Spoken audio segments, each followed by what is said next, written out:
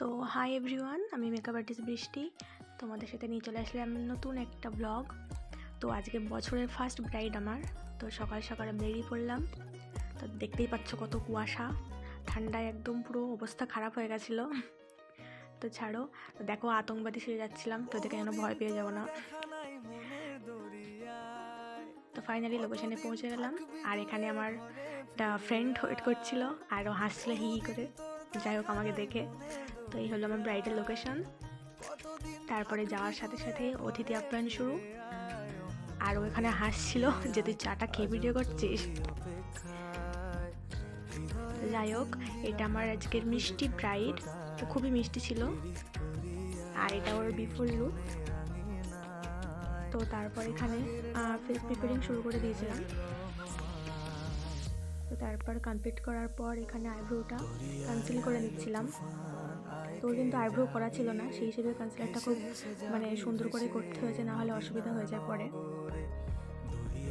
তো তারপর eyeshadow start করলাম। আর কালার যে গ্রিন বলে শাড়ি, তুমি যদি কালারও গ্রিন চোখে দাও একদম ভূতের মতো লাগবে, তো সেটা কোনো ব্যাপারই না যে শাড়ির সাথে ম্যাচিং করেই কালার করতে হবে। তো এখানে একটা নিউড কালার আইশ্যাডো দিয়েছিলাম আমি, আর হালকা উপরে শিমার আর গ্লিটার দিয়েছিলাম, যেটা আমার পছন্দের ছিল। তারপর বেসটা দেখো কত গ্লোই হয়েছে। তো এই হলো আমার ব্রাইড, মিষ্টি ব্রাইড। আর ফেসটা পুরো কমপ্লিট হয়ে গেছিলো, হেয়ারটা তখনও হয়নি। তো কত সুন্দর লাগছে একবার দেখো। আর ওর হেয়ারটা ছিল একদম কোমর চাপা, দেখতে পাচ্ছ তোমরা কত সুন্দর চুল। তারপরে সব থেকে আমার ফেভারিট পার্টি চলে আসলো, লোয়ার। তো সব কিছু সাজানোর সময় আমার সব থেকে এটা পছন্দের কাজ, খোপাটা ডেকোরেট করার। তো এখানে আমার বান একদম রেডি ছিল, জাস্ট হেয়ার স্টাইলটা দেখো, আর সামনে একটু লাইন্স করে দিয়েছিলাম। এটা আমার একদম মনের মতোই করেছিলাম, ওর কোনো ডিমান্ড ছিল না যে এমন তেমন, তোমার যেটা ভালো লাগে সেটাই করে দাও, আমাকে বলেছিল। তো তারপর এখানে একা একা ভিডিও করতে একটু অসুবিধা হচ্ছিলো, তো এখানে রোজটা সেট করে দিচ্ছিলাম।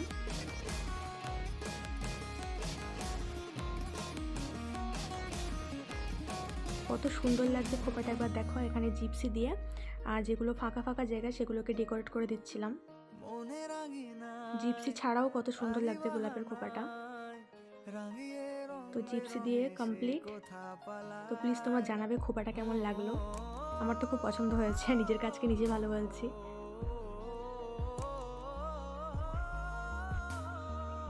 তো ফাইনালি আমার ব্রাইড ফুল রেডি, জাস্ট লুকটা দেখো কত সুন্দর লাগছে। আর ওখানে যারা ছিল ইচ অ্যান্ড এভরি ওয়ান সবাই ভালো বলেছে, এর থেকে একটা মেকআপ আর্টিস্টে আর কি পাওয়ার থাকে।